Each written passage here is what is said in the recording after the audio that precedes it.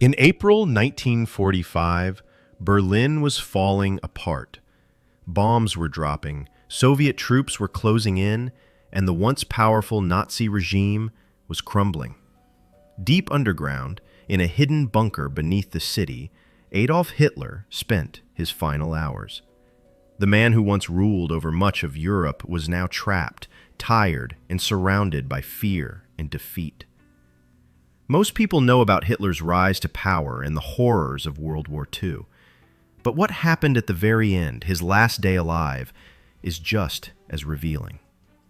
It's a strange, intense story filled with quiet moments, nervous conversations, and a shocking decision that ended it all.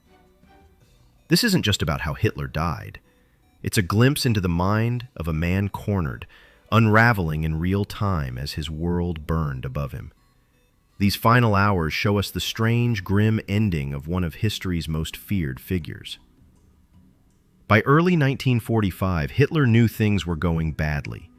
The Allies were advancing from the west, and Soviet forces were closing in from the east.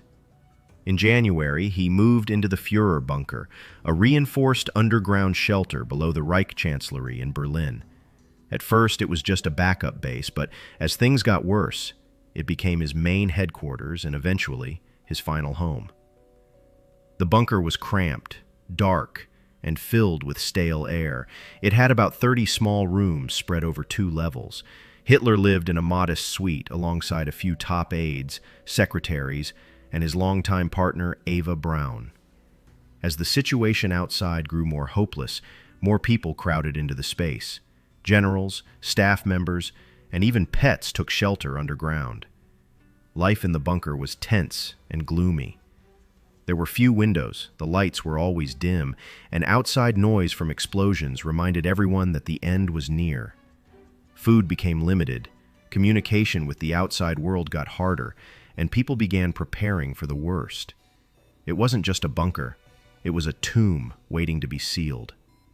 By mid-April 1945, Hitler was spending almost all of his time in the bunker. He rarely went outside and stopped making public appearances. Reports say he looked pale, weak, and shaky. His health had clearly gotten worse, and his mood was no better. He was often angry, frustrated, or silent for long periods. Still, he tried to hold on to control, giving orders and receiving reports, even though many of those reports were hopelessly outdated or false. Despite the chaos, Hitler kept up some sort of daily routine. He held military briefings in the mornings, had meals at regular times, and occasionally walked through the halls of the bunker. But the walls were closing in. Most of his generals had already given up hope. Berlin was surrounded, and defeat was only a matter of days. One of the strangest events in these final days was his marriage to Eva Braun. On April 29th, just one day before his death, the two were married in a short ceremony in the bunker. It was a quiet, almost surreal moment. Witnesses say Eva looked happy while Hitler was calm but serious. They celebrated with a simple meal and wine. That same day, Hitler dictated his last will and political statement. In it, he blamed the Jews and the war, refused to surrender, and named his successors. It was clear he had accepted death, but he wanted to control how it happened. The final day of Adolf Hitler's life was filled with a strange mix of routine and finality. On April 29, 1945, as Soviet troops closed in on Berlin, he went about his day much like usual, holding brief meetings, reading reports, and eating his regular meals. But underneath the routine, it was clear to everyone that the end was near. That morning, he made 2 major decisions. First, he married Eva Braun, his longtime companion, in a brief civil ceremony inside the bunker. Witnesses said the moment was oddly calm, even cheerful. It was the first and last time Eva would officially be called Frau Hitler. Afterward, a small celebration followed with cake and champagne, more of a quiet farewell than a true party. Later that day, Hitler called in his secretary to dictate his last will and political statement. In these documents, he repeated his beliefs, blamed others for Germany's defeat, and made sure to outline who should lead after his death. He wanted to leave no doubts about his intentions. As night fell, the mood in the bunker turned heavy. Some staff members cried, others quietly packed their things. Hitler handed out poison capsules to trusted aides and gave final orders about what should happen to his body.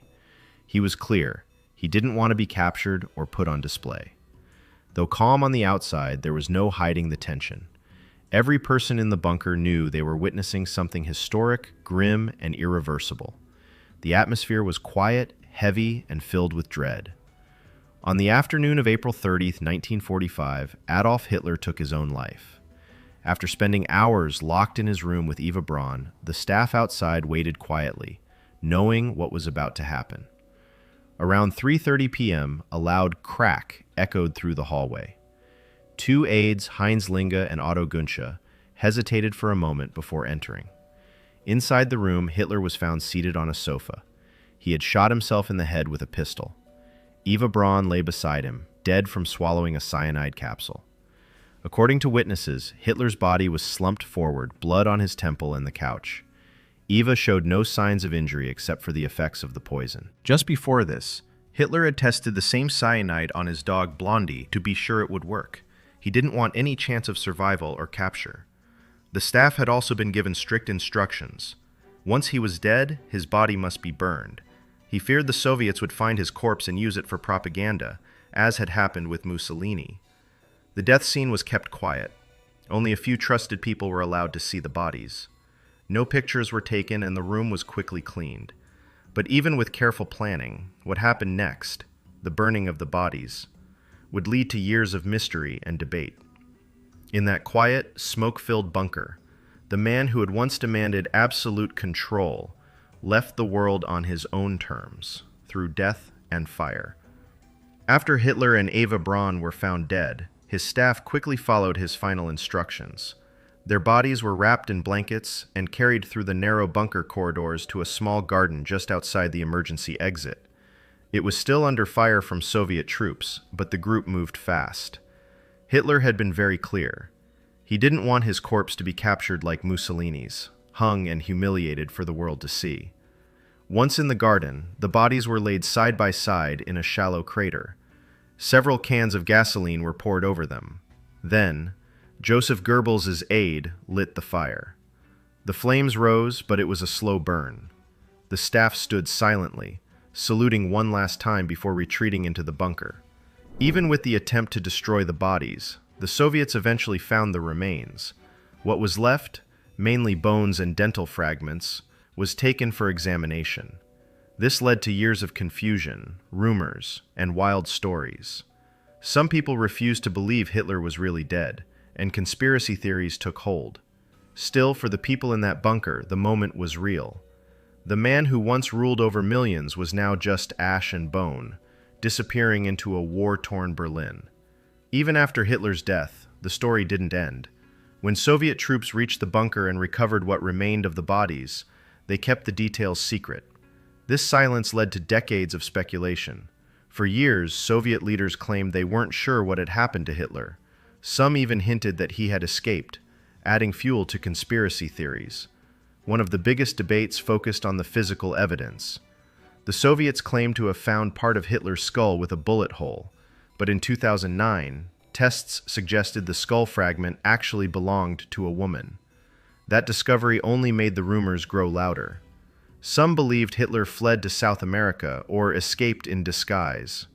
However, experts point to Hitler's dental remains, confirmed by witnesses and his personal dentist, as solid proof of his death.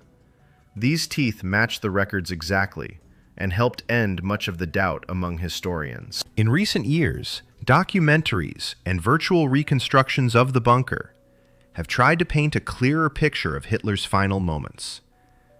Most scholars now agree he died in Berlin on April 30th, 1945. But thanks to secrecy, misinformation, and mystery, the last hours of Hitler remain one of history's most debated endings. The final hours of Adolf Hitler were filled with fear, denial, and a desperate attempt to stay in control. Surrounded by ruins, with his empire collapsing around him, he chose to die on his own terms, deep beneath the city he once ruled. His end was not in a grand battle or public trial, but in silence, hidden underground, with only a few loyal followers by his side. These last moments reveal a lot. They show how far a powerful leader can fall, how war twists reality, and how tightly some people hold on to control even when everything is lost. From the wedding to Eva Braun, to the burning of his own body, every action seemed planned to the very end. Though Hitler is long gone, the way he died continues to raise questions, stir debate, and remind the world of the horrors that came from his rule.